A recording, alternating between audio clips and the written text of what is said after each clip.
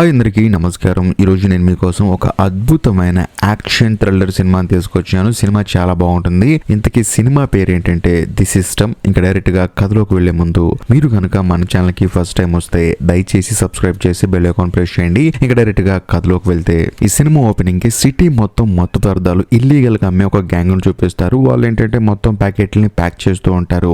Sudden గా వాళ్ళ దగ్గరికి ఎవరో ఒక అతను మాస్క్ వేసుకొచ్చేసి వాళ్ళకి గన్ను గురిపెట్టి ఇక్కడున్న డబ్బులు మొత్తం ప్యాక్ చేసి నాకు ఇవ్వండి అని చెప్పేసి అంటంతో అక్కడున్న కొంతమంది భయంతో ప్యాక్ చేస్తూ ఉంటారు. అదే సమయంలో సడన్ గా అక్కడున్న ఒక అతను ఈ మాస్క్ వేసుకొచ్చుకున్న అతని మీద రివర్స్ అయిపోయి అతనితో ఫైట్ చేస్తూ ఉంటాడు. అందులోనూ మాస్క్ పెట్టిన అతను కూడా అతన్ని భయంకరంగా కొట్టి అక్కడున్న వాళ్ళందరినీ బెదిరించేసి వాళ్ళ దగ్గర ఉన్న డబ్బు తీసుకుంటాడు. పక్క గదిలోకి వెళ్తే ఇంకా ఎక్కువ డబ్బులు ఉంటాయి. వాటన్నిటిని తన బ్యాగులో వేసుకుని అక్కడి నుంచి తప్పించుకుని పారిపోదాం అని చెప్పేసి బయటకు వచ్చి చూస్తే అక్కడ పోలీసులు ఉంటారు. అందులోనూ అతని మొహానికి ఉన్న మాస్క్ ను తీయమంటారు. అతను ఎవరో కాదు, మన కథలో హీరో అనమాట.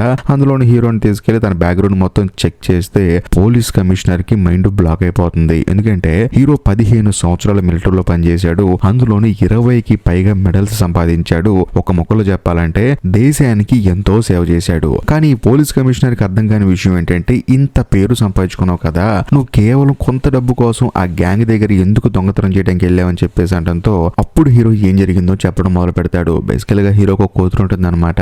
ఆ అమ్మాయికి హార్ట్ లో ఏదో ప్రాబ్లం ఉంటుంది. సో దానికి కాను ఆపరేషన్ చేయాలి.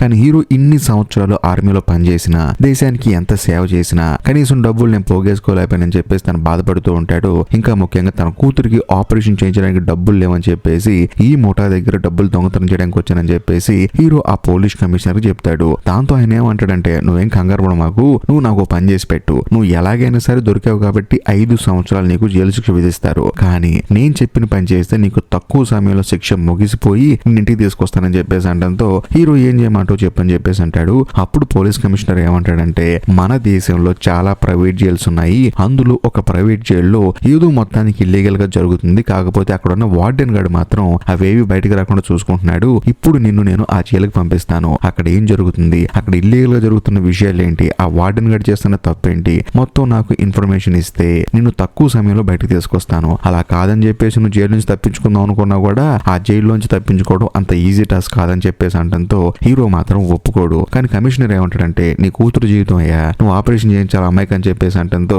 హీరో కూడా సరే అని చెప్పేసి ఒప్పుకుంటాడు. ఆ తర్వాత హీరో తన కూతురుకు వీడియో కాల్ చేసి నువ్వేం కంగారు పడకమ్మా, నేను పని మీద బయటకు వెళ్తున్నాను, మళ్ళీ తొందరగా వచ్చేస్తాను, మనం హ్యాపీగా ఉందాం అని చెప్పేసి అంటంతో హీరో వాళ్ళ కూతురు కూడా సరే అంటుంది. ఆ తర్వాత హీరోని ఒక ప్రైవేట్ జైలుకి తీసుకెళ్తారు. తీసుకెళ్లిన తర్వాత అక్కడున్న సెక్యూరిటీ ఏమంటాడంటే మీరందరూ ఇక్కడికి వచ్చిన ఖైదీలు, మీరు మీ ఇంటి దగ్గర ఉన్నట్టు ఇక్కడ ఉండాలంటే కుదరదు, ఓవర్ యాక్టింగ్ చేయకుండా మేము చెప్పినట్టు మీరు చేయాలి, అలా కాకుండా కొంచెం ఓవర్ యాక్టింగ్ చేసినా సరే మీకు భయంకరమైన శిక్ష ఉంటుందని చెప్పేసి అంటంతో అందరూ భయపడతారు. కాకపోతే హీరో మాత్రం ఆ సెక్యూరిటీని అలాగే చూసుకుంటూ లోపలికి వెళ్తాడు. కానీ లోపలికి వెళ్ళిన కొంత సమయానికి ఆ సెక్యూరిటీ గార్డ్ వచ్చేసి హీరోని భయంకరంగా కొట్టి ఏంటి ఇందాక కోపంగా చూసుకుంటూ వెళ్తున్నావు, నీకు చెప్పా కదా నేను ఇది నీ ఇల్లు కాదు, ఇది జైలు, నువ్వు మాకు నచ్చినట్టు ఉండాలని చెప్పేసి అందరినీ తీసుకుని లోపలికి వెళ్తారు. అలా వెళ్లేటప్పుడు ఆల్రెడీ లోపల ఖైదీలు ఉంటారు కదా, వాళ్ళందరూ ఏంటంటే కొత్తగా వచ్చిన ఖైదీలందరినీ బెదిరిస్తూ ఉంటారు. కానీ అందరూ భయపడతారు. కానీ హీరో మాత్రం అలా భయపడకుండా అలాగా నడుచుకుంటూ లోపలికి వెళ్తూ ఉంటాడు. బట్ లోపలికి వెళ్ళిన తర్వాత ఎవరు సెల్లో వాళ్ళని పడేస్తారు. కాకపోతే హీరో రూమ్ లో ఒక బైబిల్ ఉంటుంది అనమాట.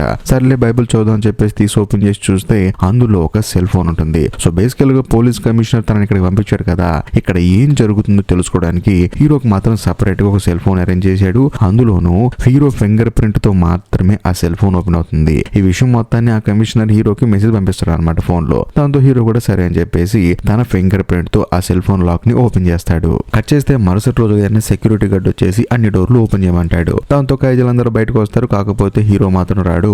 ఆ సెక్యూరిటీ కోపం వచ్చేసి హీరోని పట్టుకొని నీకు సపరేట్ గా చెప్పాలని చెప్పేస్తారని బయటికి ఈడ్చుకొని వస్తాడు. ఆ తర్వాత అందరూ ఫ్రెష్ అయిపోయి టిఫిన్ చేయడానికి వెళ్తారు. కాకపోతే అక్కడికి వెళ్ళిన తర్వాత హీరో ఏంటంటే ఎక్కడ కూర్చున్నాం అని చెప్పేసి చుట్టూ చూస్తున్నప్పుడు సడన్ గా అక్కడికి ఒక ఖైదీ వచ్చి ఏంట్రా ఇక్కడ ఉన్న వాళ్ళని కళ్ళలో కళ్ళు పెట్టి చూస్తున్నావు, తల దించుకొని వెళ్ళని చెప్పేసి తన చేతిలో ఉన్న ప్లేట్ ని కింద కొడతాడు. అయినా సరే హీరో మాత్రం అస్సలు భయపడకుండా తన పని తాను చూసుకుంటూ అక్కడి నుంచి వెళ్ళిపోతాడు. ఇదిలా ఉంటే అదే జైల్లో ఫ్రీవే అని చెప్పేసి ఒక అతను ఉంటాడు అనమాట. అతను హీరో దగ్గరకు వచ్చి చూడు ఇక్కడ నల్లవాళ్ళు తెల్లవాళ్ళు అని చెప్పేసి 2 గ్రూపులు ఉన్నాయి, కాబట్టి నువ్వు ఒంటరిగా ఉంటే నేను ఏదో ఒకటి చేస్తారు, కనుక నువ్వు మా గ్రూప్ లో జాయిన్ అవ్వు అని చెప్పి అంటంతో నాకు ఒంటరిగా ఉండటం అంటే ఇష్టం అని చెప్పేసి హీరో అక్కడి నుంచి వెళ్ళిపోతాడు. దాంతో ఫ్రీవే గడే షాక్ అయిపోతాడు. ఇదిలా ఉంటే జైల్లో ఏంటంటే ఒక్కొక్క ఖైదీకి ఒక్కొక్క పని అప్పు చెప్తారనమాట.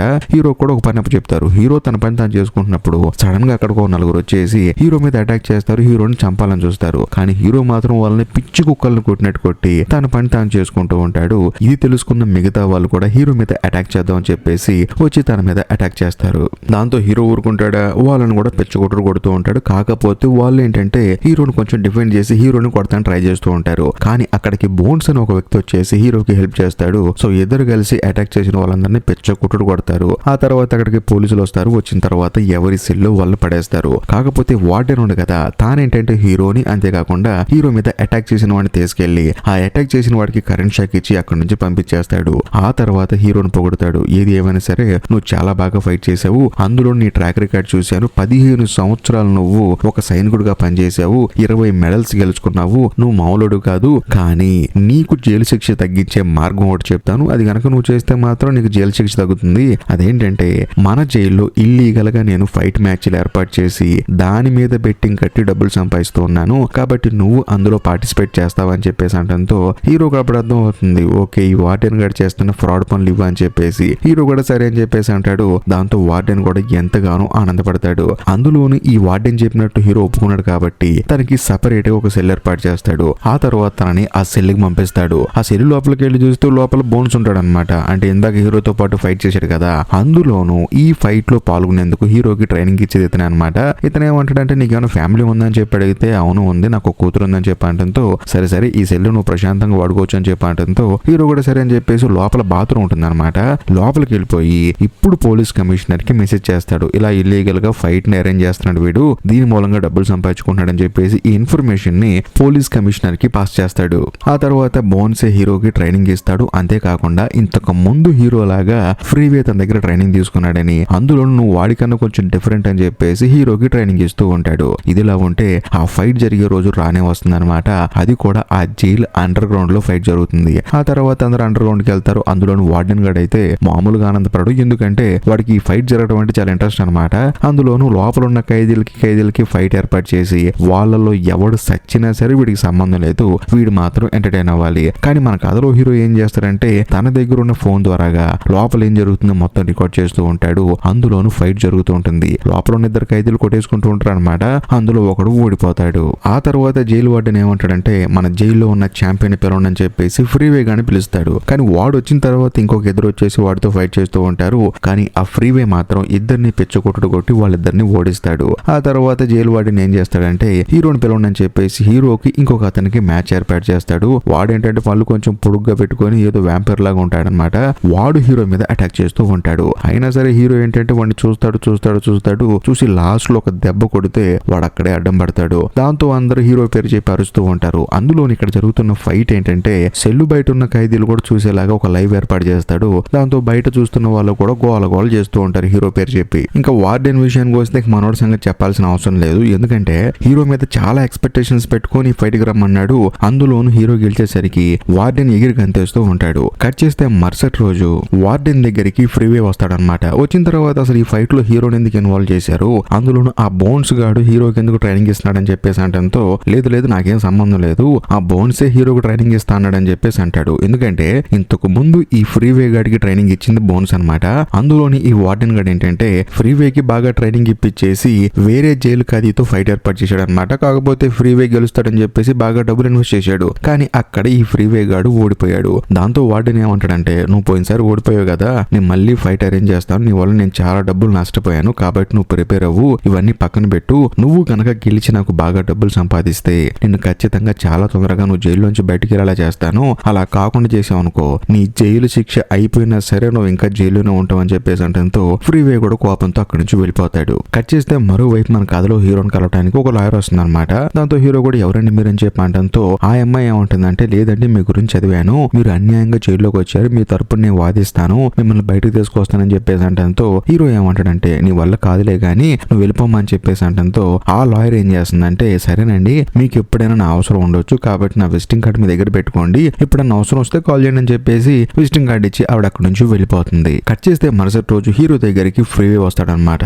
వచ్చిన తర్వాత నువ్వు మాలో ఒకరిని కొట్టినంత మాత్రాన హీరో అవ్వు, నెక్స్ట్ మ్యాచ్ నీకు లీతో ఉంది, కావాలంటే వాడితో గెలిచి చూపించని చెప్పేసి అంటంతో హీరో ఆశ్చర్యపోతాడు లీ ఎవడని చెప్పేసి. అప్పుడు బోన్స్ ఏమంటాడంటే నువ్వు నిన్ను కొట్టావు కదా, వాడు ఒక 10 మందిలో ఉంటే ఎవడవుతాడు, వాడే లీగాడు, వాడంత సామాన్యుడు కాదు, వాడు భయంకరంగా ఫైట్ చేస్తాడని చెప్పేసి అంటంతో హీరో కూడా సరే అని చెప్పేసి ఆ ఫైట్ మ్యాచ్ కి వెళ్తాడు. వెళ్తాడు. వెళ్ళిన తర్వాత వాడి లెగ్ మూమెంట్ గానీ తర్వాత హ్యాండ్ మూమెంట్ గానీ ఇవన్నీ చాలా ఫాస్ట్ గా ఉంటాయి అనమాట. హీరోకి ఆశ్చర్యం వేస్తుంది. అలాంటి సమయంలో హీరో చూసి ఒకే ఒక్క దెబ్బేస్తాడు. దాంతో లీ గాడు అక్కడే పడిపోతాడు. అక్కడ ఉన్న వాళ్ళకి ఏం అర్థం కాదు అసలు ఏం జరుగుతుంది ఇక్కడ అని చెప్పేసి. ఎందుకంటే లీ అనేవాడు అంత టెక్నికల్ వాడు. వాడిని ఒక్క దెబ్బతో కింద పడుకోబెట్టేసరికి అందరికి మైండ్ బ్లాక్ అయిపోతుంది. వార్డెన్ గాడు అయితే ఆనందంతో ఎగిరి గంతులేస్తూ ఉంటాడు. ఆ తర్వాత హీరో గెలిచాడని చెప్పేసి బోన్స్ కి హీరోకి ఇద్దరికి బీర్లు గిఫ్ట్ గా ఇస్తాడు. కట్ చేస్తే మరుసటి రోజు నుంచి హీరోని చూసిన ప్రతి ఒక్క ఖైదీ భయపడిపోతూ ఉంటాడు. తనని ఒక డాన్ లా ట్రీట్ చేస్తూ ఉంటారు అనమాట. కాకపోతే ఫ్రీవే గాడి మనుషులు మాత్రం హీరో మీద అటాక్ చేస్తారు. అయినా సరే హీరో వాళ్ళని కొడతాడు. కానీ ఎక్కువ మంది ఉండటం వల్ల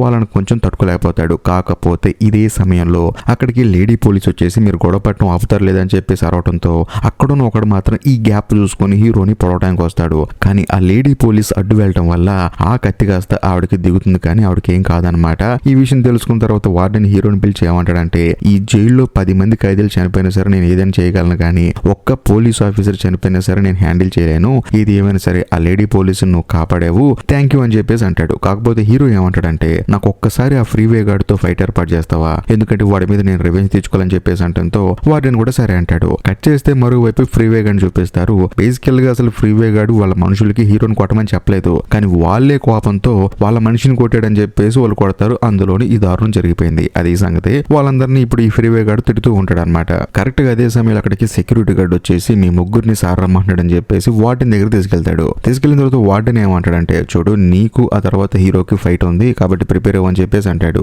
కానీ ఫ్రీవే ఏమంటాడంటే చూడు వాడు నాకన్నా చాలా చిన్నోడు, అందులోని జూనియర్ గాడు, వాడికి నాకు పోటీ ఏంటని చెప్పేసి అంటంతో ఆ వార్డెన్ ఏమంటాడంటే ముందు ఇక్కడ సీసీ కెమెరాలు ఆఫ్ చేయండి అని చెప్పేసి అంటాడు. వాళ్ళు ఆఫ్ చేస్తారు. దాంతో ఈ ఫ్రీవే పక్కన ఉన్న ఇద్దరు మనుషులు ఉన్నారు కదా వాళ్ళని కాల్చి చంపేసి ఇది నా జైలు, నేను చెప్పినట్టు ఇక్కడ జరుగుతుంది, ఇక్కడ ఎవడు చావాలి ఎవడు బతకాలని డిసైడ్ చేసేది కూడా నేనే, కాబట్టి నోరు మూసుకొని హీరోతో ఫైట్ కి ప్రిపేర్ అవ్వని చెప్పంటంతో ఫ్రీవే కూడా చేసేదేం లేక సరే అంటాడు. కట్ చేస్తే మరుసటి రోజు నుంచి హీరో విపరీతంగా ప్రాక్టీస్ చేస్తూ ఉంటాడు. అందులోని ఫ్రీవే కూడా ప్రాక్టీస్ చేస్తాడు. సో ఏది ఏమైనా సరే ఆ ఫైట్ డే రానే వస్తుంది అనమాట.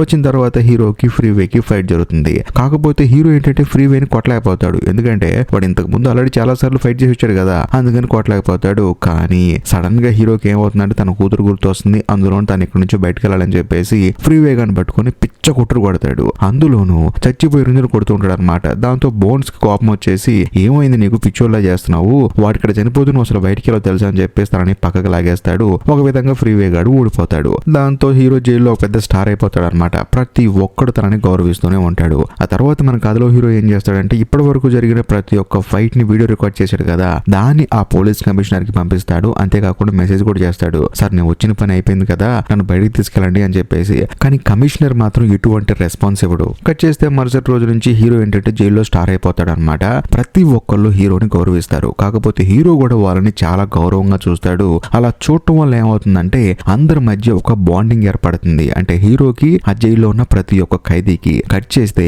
ఒకరోజు హీరోని వార్డెన్ పిలుస్తాడు. పిలిచిన తర్వాత తను హీరోతో ఏమంటాడంటే బయట జైల్లో ఉన్న ఒక ఖైదీతో నీకు ఫైట్ ఏర్పాటు చేస్తున్నాను కాబట్టి నువ్వు ఫైట్ చేస్తావని చెప్పి అనడంతో హీరో సైలెంట్ గా ఉంటాడు. ఏది ఏమైనా సరే నువ్వు నాతో పాటు ఉంటే నేను ఇంకా ఎక్కువ డబ్బులు సంపాదిస్తానని చెప్పేసి అదే జైల్లోనే సపరేట్ ఒక రూమ్ ఉంటుంది అనమాట.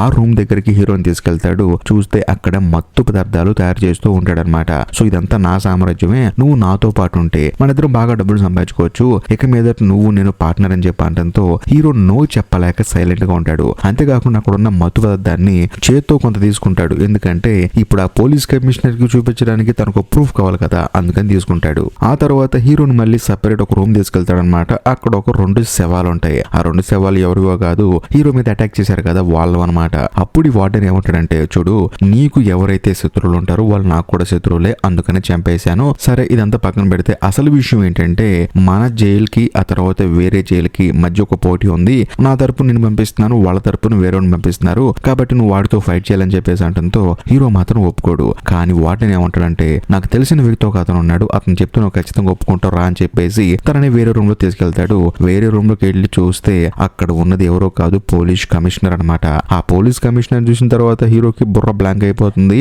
అందులోను కమిషనర్ ఈ వార్డెన్ ఇద్దరు ఒకటే. అందులోను హీరోని కావాలని చెప్పేసి ట్రాప్ చేసి ఈ ఫైట్ కి హీరోని కరెక్ట్ గా ఉంటాడు, వీడి ద్వారా మనం డబ్బులు సంపాదించుకోవచ్చు అని చెప్పేసి ఈ జైలుకి కావాలని చెప్పేసి పోలీస్ కమిషనర్ హీరోని ఇక్కడికి పంపించాడు. అది కూడా హీరో కూతురికి బాగోలేదు అని చెప్పేసి ఒక వీక్నెస్ ని పట్టుకొని తీసుకొని హీరోతో ఇప్పుడు దాకా ఆడుకున్నాడు. ఇదంతా తెలిసిన తర్వాత హీరోకి ఏంటంటే మైండ్ బ్లాక్ అయిపోతుంది అనమాట. ఏం జరుగుతుందా నా చుట్టూ అని చెప్పేసి. అదే సమయంలో పోలీస్ కమిషనర్ ఏమంటాడంటే నువ్వు ఖచ్చితంగా ఫైట్ చేయాలి, ఫైట్ చేసి తీరాలని చెప్పి అంటంతో హీరో నేను చేయను అని చెప్పేసి అంటాడు. దాంతో వార్డెన్ కోపం వచ్చేసి బోన్స్ ఉన్నాడు కదా తనని తీసుకొచ్చి కరెంట్ షాక్ ఇస్తాడు. నువ్వు ఒప్పుకోపోతే చంపేస్తావు అని చెప్పేసి బెదిరిస్తారు. దాంతో హీరో కూడా చేసేదేం లేక ఫైట్ చేస్తానని చెప్పి ఒప్పుకుంటాడు. ఆ తర్వాత హీరో అలాగే బోన్స్ ఇద్దరు రూమ్ కి వచ్చేస్తారనమాట.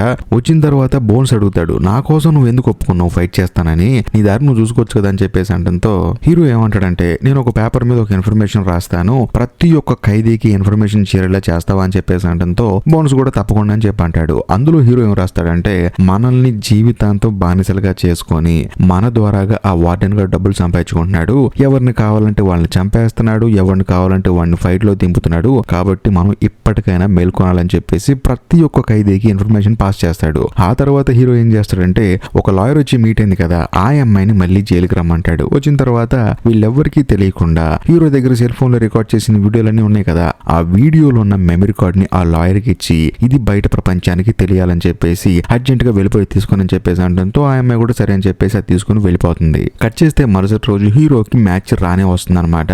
ఆపోజిట్ జైల్లో నుంచి ఫైట్ చేసేవాడు వస్తాడు. కాకపోతే వాడిని చూసిన తర్వాత వాడిని షాక్ అయిపోతాడు. అదేంటి వీడు వచ్చాడంటే వేరేవాడు కదా నువ్వు చెప్పిందని చెప్పి అంటంతో లేదు వాడిని వీడు చంపేశాడు, అందుకని వీడిని తీసుకొచ్చాను, వీడు లాస్ట్ 5 ఫైట్లలో 5గురిని చంపేశాడు, నీ తరపు ఫైటర్ కూడా చచ్చిపోతాడని చెప్పేసి అంటంతో వార్డెన్ కి మైండ్ బ్లాక్ అయిపోతుంది. ఎందుకంటే హీరో మీద భయంకరంగా పెట్టుకేసాడు అనమాట. ఇప్పుడు హీరో చచ్చిపోయినా హీరో ఓడిపోయిన డబ్బులు మొత్తం నష్టపోతానని చెప్పేసి వార్డెన్ గాడు బాధపడుతూ ఉంటాడు. మరోవైపు ఆపోజిట్ జైలు నుంచి వచ్చిన ఆ ఖైదీ గాడేమో హీరోతో ఫైట్ కి రెడీ అవుతాడు. హీరో కూడా వాడితో ఫైట్ చేస్తూ ఉంటాడు. కానీ ఏ మాత్రం కాంపిటీషన్ హీరో ఇవ్వలేకపోతాడు. ఎందుకంటే వాడేమో హైట్ బాగా ఉంటాడు, చిన్నపిల్లని కొట్టినట్టు హీరోని కొడుతూ ఉంటాడు. కానీ అదే సమయంలో హీరో ఏం చేస్తాడంటే ఇంతకు ముందు చేతిలో ఒక గుప్పెడు మత్తు పదార్థం తీసుకున్నాడు కదా దాన్ని వాడి మొహం మీద విసిరేసి ఈ గ్యాప్ లో అన్ని పిచ్చి కుక్కను కొట్టినట్టు కొడుతూ ఉంటాడు. ఇది చూసిన తర్వాత వార్డెన్ గాడికి ఒక ఊపు వస్తుంది అనమాట. మొత్తానికి మనోడు కొడుతున్నాడు అని చెప్పేసి. కరెక్ట్ గా అదే సమయంలో హీరో ఏం చేస్తాడంటే తనతో పాటు ఉన్న ఖైదీలకి సైగ చేస్తాడు. దాంతో వాళ్ళు ఏం చేస్తారంటే లోపల ఉన్న ప్రతి ఒక్క పోలీస్ మీద అటాక్ చేస్తాడు.